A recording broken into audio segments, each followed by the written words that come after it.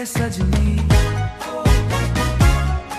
चलू प्रेम सफर पर। तोरे संग उड़ी जाए दिल, तोहर मुस्की सबस कातिल, नैना तोहर जादू करई, हर धड़कन बस तोरा धरई।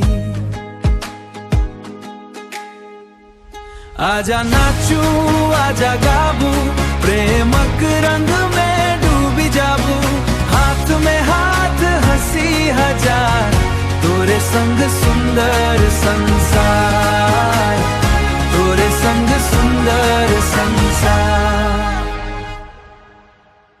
पहिल नजरी में मन हरि गेल, सपना सब रंगीन भगेल, तोहर चाली तोहर अदा, दिल में जगावई मीठ नशा।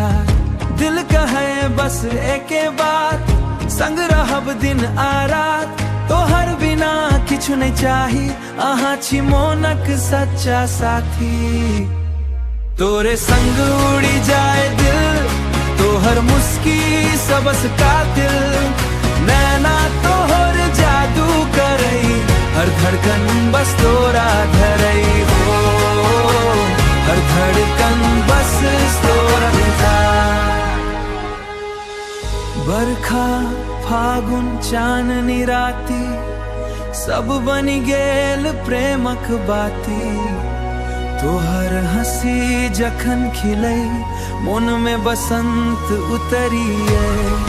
चलू दूर कत तो घूमी आभी, सपनक दुनिया संग सजावी, हंसी खुशी भरल ई राह, तोरे संग पूरा हर चाह।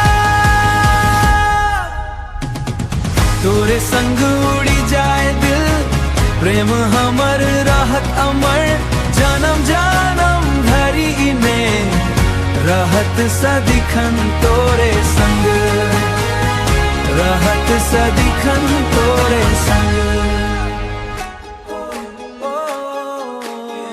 हमर प्रेम तोरे संग।